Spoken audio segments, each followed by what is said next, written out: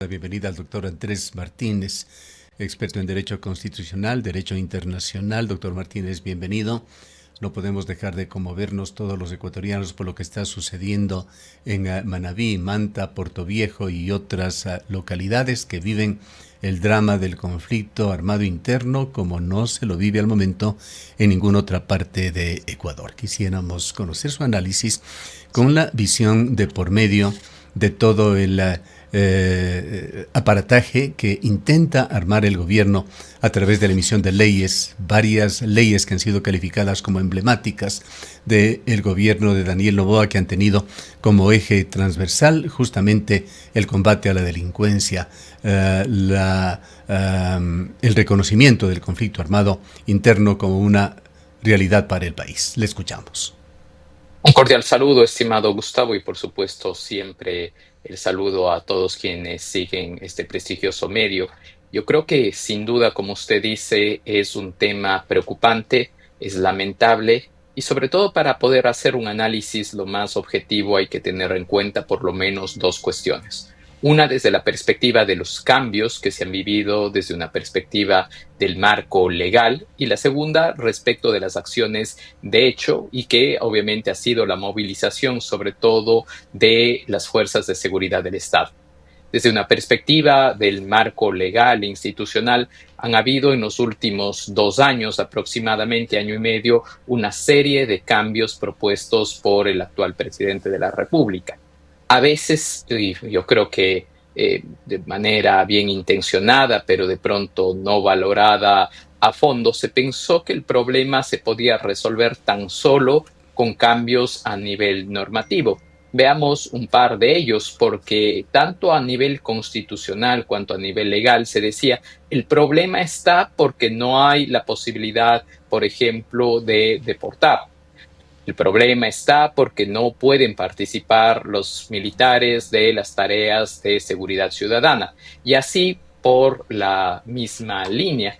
Y lo que hemos visto en los últimos meses ha sido que esos cambios han sido posibles. Han sido posibles en el caso de la extradición, ha sido posible desde la perspectiva también de la participación de las Fuerzas Armadas en las tareas conjuntas con la Policía Nacional en las situaciones vinculadas a la seguridad ciudadana y así por el estilo se han ido planteando una serie de reformas, sobre todo a nivel constitucional, que en teoría iban a marcar y sobre todo iban, creo que también, a respaldar a las fuerzas de seguridad del Estado. Pero por otro lado, también hay que tener en cuenta que una cosa es el cambio del marco y sobre todo qué pasa a nivel de las instituciones. Y lamentablemente también el crimen organizado se ha colado y se ha colado de una manera muy fuerte y sobre todo muy, si usted quiere, evidente en algunas instituciones estatales, tanto en las fuerzas de seguridad del Estado, tanto en el sistema carcelario y lamentablemente también dentro de la Administración de Justicia.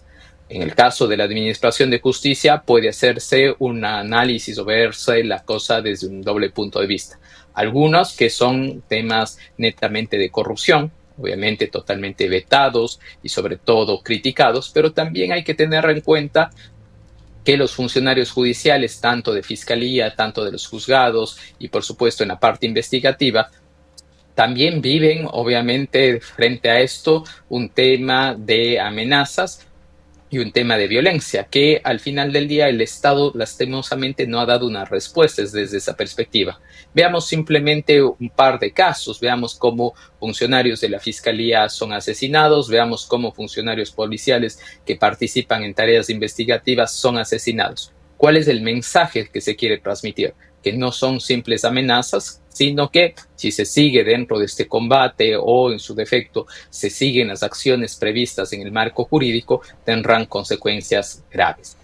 Y el otro lado, en cambio, el análisis sería el tema de las medidas de hecho. Y el tema de las medidas de hecho, sobre todo desde una perspectiva, creo yo, que lastimosamente no ha sido informada de una manera clara hacia la ciudadanía y a la opinión pública, sobre todo, por ejemplo, con la idea de qué es el Plan Fénix, cuáles son, obviamente, los principales objetivos, cuál es su desarrollo y más bien lo que se ha tenido y se ha ido haciendo, porque también no hay que criticar y decir no se ha hecho nada. Yo creo que se han alcanzado algunos, entre comillas, altos objetivos, y dentro de esos altos objetivos que tiene la tarea conjunta de seguridad, precisamente han logrado, por ejemplo, detener a una serie de cabecillas, se ha detenido a alias Fito, a una serie de altos rangos, pero la pregunta es que obviamente se toma la cabeza, pero usualmente lo que está pasando se da a veces por dos circunstancias. La una, obviamente, cuando fallece uno de los líderes y se busca un reemplazo,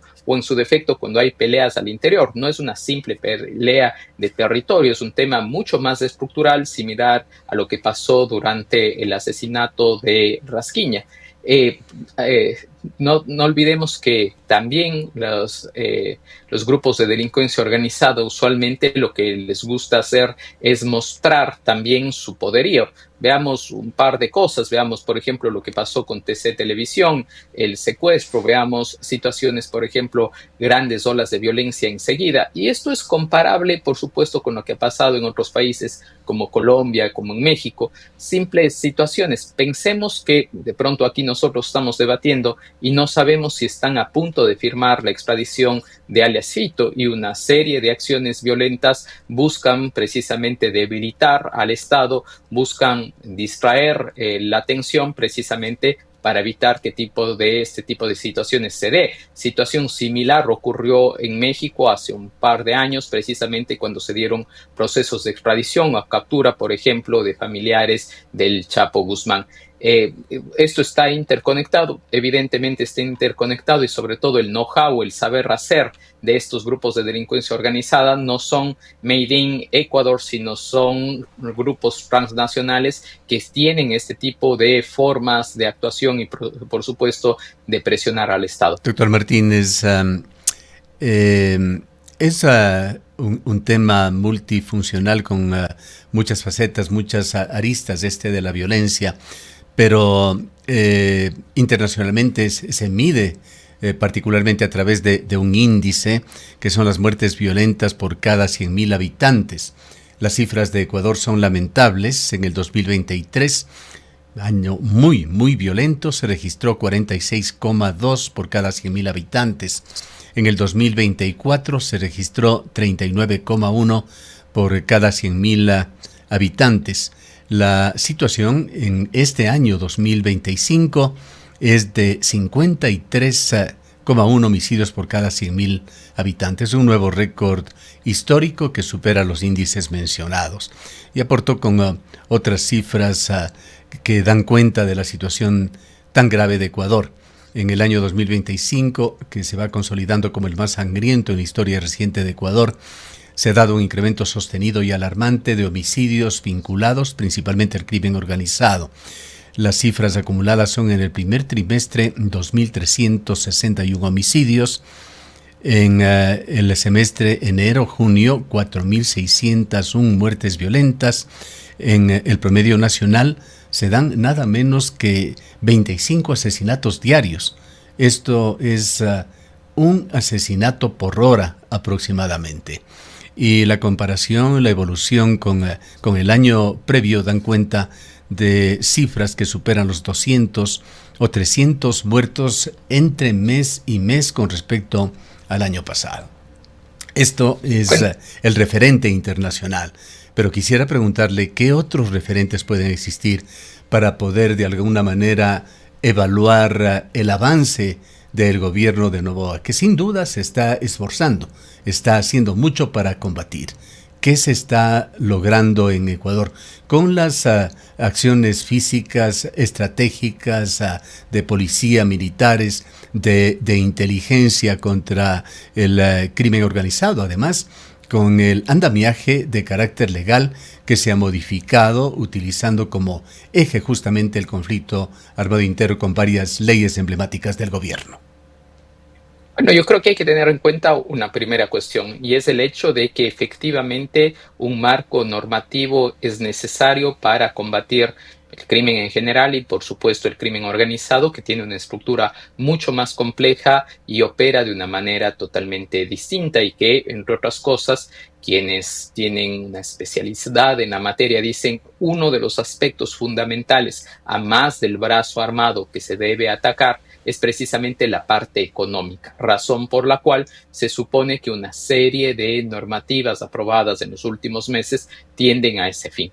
¿Cuál es un aspecto crítico en este sentido y que creo que hay que valorarlo también y decirlo? Y es el hecho de que en ocasiones se intentan colar ciertos artículos, ciertas referencias a nivel de la normativa, poniéndolo dentro del contexto del conflicto armado interno y frente a la situación tan grave como usted nos ha sabido recordar, estimado Gustavo, cosas que no tienen absolutamente nada que ver, tanto dentro del sector público, dentro del sector ambiental, dentro del sector productivo, dentro del sector financiero.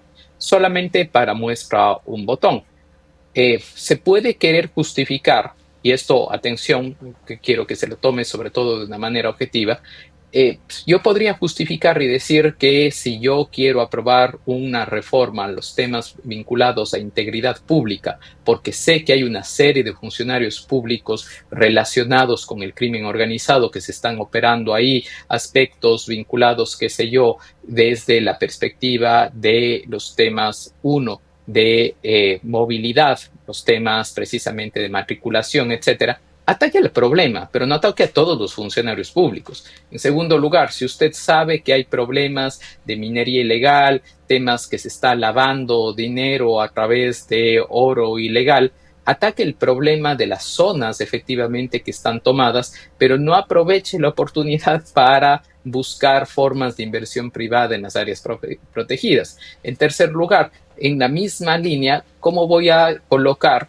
ciertas normas a nivel transitorio que no tienen absolutamente nada que ver con el objetivo principal, que es precisamente combatir al crimen organizado, poner en contexto los temas del conflicto armado interno y realizar condonaciones de deudas, de intereses en la CFN o en el Banco Nacional de Fomento? Son cosas que no están relacionadas, y si lo analizamos un poco más profundo a nivel constitucional, sabremos que desde la Constitución del 2008, uno de los aspectos fundamentales que se buscó fue precisamente este tema de la unidad de materia, principio que obviamente en los 90 no se tenía en cuenta. Recordará usted, estimado Gustavo y amigos oyentes, lo que ocurría con las famosas leyes Trole, es decir, un solo instrumento jurídico regulaba una serie de áreas y por supuesto modificaba un sinnúmero de cuerpos normativos. Lo que se evitó fue eso, es decir, si hay una norma, que esa norma se dedique simplemente a la materia específica que está aprobándose. ¿En Y qué medida obviamente le están colando preocupa una a serie de usted, artículos.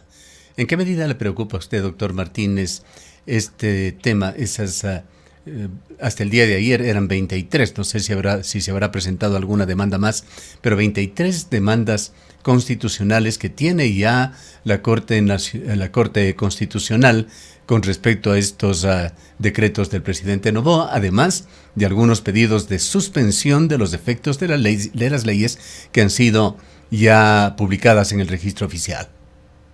Yo creo que dentro de las normas demandadas, si se analiza, y hay que ser, insisto, objetivo en ese sentido, muchas veces la justificación de cada una de ellas, si uno la lee con cuidado, evitando apasionamientos o intereses políticos, entenderá que tienen un fin loable. Por ejemplo, combatir los aspectos vinculados al aprovechamiento de los grupos de delincuencia organizada dentro del Sistema Nacional de Contratación Pública, o los temas de combate precisamente a los temas vinculados, por ejemplo, al lavado de activos. Yo creo que es loable, pero si a esas leyes se les cuela otros artículos, los cuales se están demandando su inconstitucionalidad, y en algunos casos, tanto por el fondo cuanto por la forma, podrían obviamente ser declarados inconstitucionales, normas que de pronto podían ser algunos artículos, insisto, ser necesarios, se los va a echar abajo toda la norma de pronto la Corte Constitucional.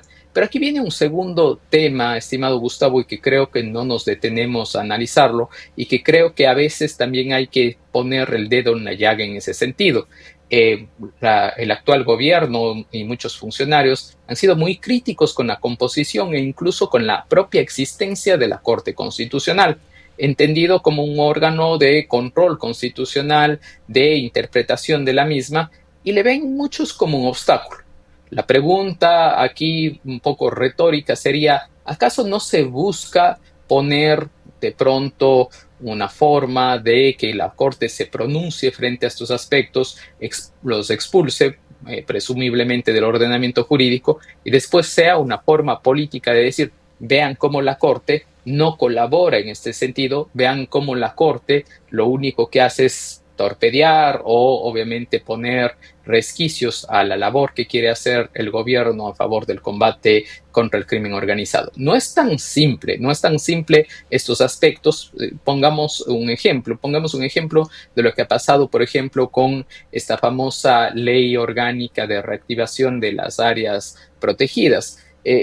Lo más probable es que esta ley se pueda, entre comillas, caer, declarar la inconstitucionalidad, no necesariamente por el fondo, sino por la forma. La Corte tranquilamente podría hacerlo porque tiene pronunciamientos similares en los casos del Triángulo de Quemby y sobre todo en el caso de la Ley Orgánica de Recursos Hídricos, Uso y Aprovechamiento del Agua, donde recordaremos que por no hacer la consulta prelegislativa, razón por la cual se la está demandando, se la echó abajo. Y ojo, que en esa ley, en la Ley Orgánica de Recursos Hídricos, sí hubo consulta prelegislativa, pero no de todos los artículos. En este caso, de manera puntual, ni siquiera hubo consulta prelegislativa. Entonces, Es sí decir, me que pongo a pensar que de la hay Asamblea... que hablar también, perdóname, un brevísimo paréntesis aquí, de esos comedimientos, llamémoslo así, de los legisladores de ADN de introducir en una que otra ley uno que otro artículo que ni siquiera ha pasado por las comisiones. Eso sobre todo, yo no le veo tanto como un comedimiento, creo que al final del día hay una agenda, creo que errónea por detrás. Insisto, creo que el objetivo claro es que si tú te encuentras dentro de un estado de excepción, la Constitución lo señala que cuando estamos dentro de un estado de excepción se puede enviar más de un proyecto económico urgente y la pregunta es, ¿todos son proyectos económicos urgentes? Todos están alineados de pronto con el combate contra el crimen organizado y con la situación que ha llevado a la declaratoria del estado de excepción. En las justificaciones, en los argumentos, en los considerandos, de pronto usted podría decir sí, pero de nuevo la crítica sería cómo se cuelan ciertos articulados que no tienen absolutamente nada que ver. Ayer le preguntaba a otro distinguido jurista, Esteban Ron Castro, sobre si es que el gobierno ha optado por una línea de riesgo calculado en todo esto, que a pesar de lo que puede eventualmente decidir la Corte, aprovechará estas leyes ya publicadas en el registro oficial mientras duren, mientras no se las afecte. Él pensaba que no, que el gobierno no había calculado esto y que la situación podía volvérsela en contra. ¿Qué piensa usted? Yo creo que yo tengo una posición distinta en el sentido de que hace falta ver un poco esta política del caos que tiene, por ejemplo, el señor Donald Trump. Y el caso de Trump es muy interesante de analizar tanto desde una perspectiva comunicacional, desde una perspectiva política o jurídica. Y usted sabe que cuando hay una rueda de prensa, cuando sale incluso para que compare, cuando sale la funcionaria encargada de dar la información, en el caso de la Casa Blanca o del Palacio de Carondelet, le pone muchísimos temas en agenda. Y no es lo mismo atacar a una sola ley que atacar a 5 o 7 leyes que han sido aprobadas. Con lo cual, obviamente, la agenda comunicacional, los temas incluso a nivel jurídico, no son tan fáciles de responder uno por uno. Si usted tiene solamente un legítimo contradictor y solamente el problema es contra la ley, me invento, solo contra la de la integridad pública, todos los funcionarios, todos los colectivos se unen en una marcha solo para eso. Pero cuando comienzo yo a apuntar a distintos ángulos, sí, si bien es cierto, pueden declarar la inconstitucionalidad de la una, pero ya está vigente la otra. Y mientras se está declarando la inconstitucionalidad de algunos artículos de la una, ya presenta un nuevo proyecto de ley. Con lo cual, usted va a tener, en el caso de una corte, por ejemplo, gran cantidad de casos encima.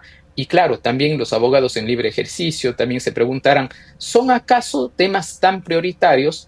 Porque caso contrario, yo le pongo una comparación muy clara en este sentido. Da lo mismo que el día de mañana, por ejemplo, con todo interés legítimo, se quiera debatir y declarar la inconstitucionalidad de la ley de integridad pública, pero también un abogado puede decir, oiga, yo tengo una causa esperando 4 años Y eso son 4 años respecto de unos derechos no reconocidos a unos afiliados del Seguro Social.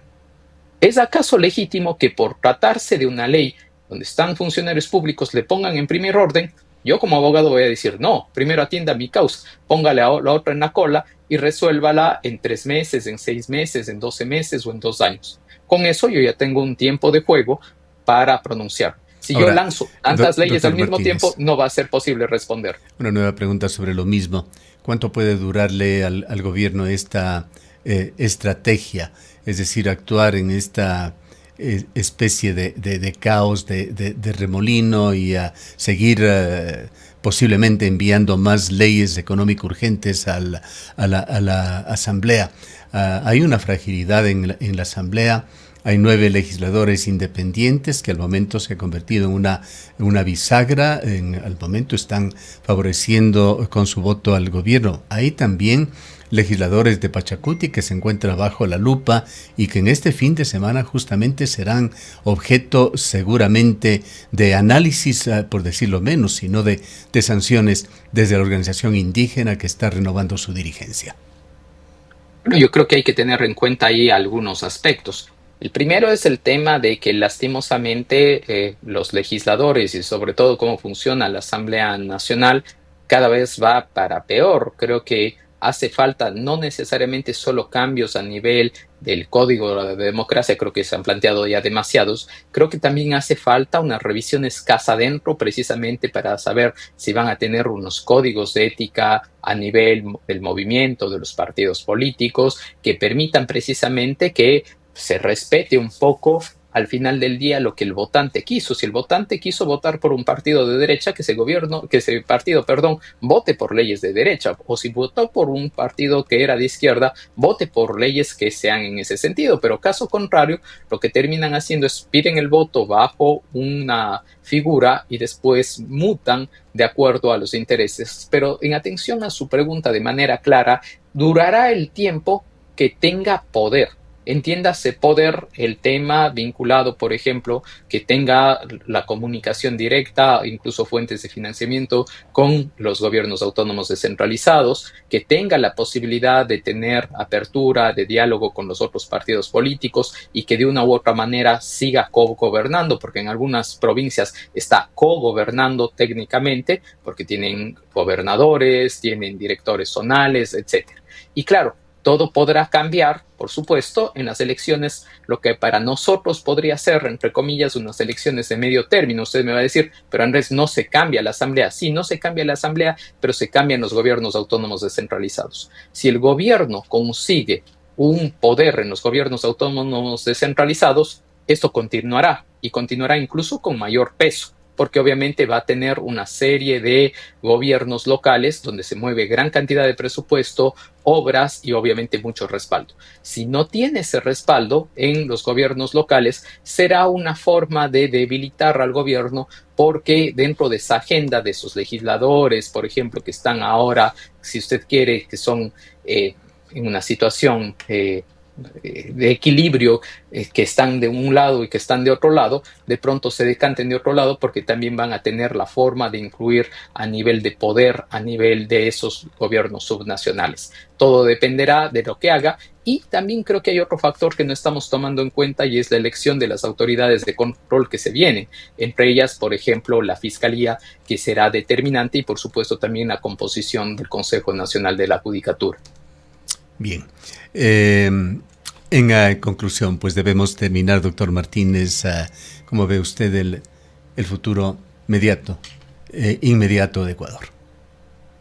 Bueno, lastimosamente no son las mejores cifras, no nos acompañan las mejores cifras. En determinados momentos hay ciertos respaldos a noticias que podríamos interpretarlas como positivas en el aspecto económico, respecto al Fondo Monetario Internacional, algunos movimientos, pero creo que es necesario que el gobierno centre su atención también en los problemas del día a día, no en los problemas macroeconómicos, sino en los problemas que les afecta a la región. Creo que un golpe de efecto necesario que tiene que tener el gobierno es una reactivación total de Manabí. Y digo de Manabí respecto de todos sus cantones y concentrándonos tanto en los temas de seguridad, concentrándonos en los temas de, por ejemplo, combate al crimen organizado, pero también desde la perspectiva económica. Pensemos cómo esa violencia influye en el turismo, pensemos cómo esa violencia influye en el aparato productivo, en los temas de comercio. Se debería, y esto anhelemos que sea así, trabajar en ese sentido para que se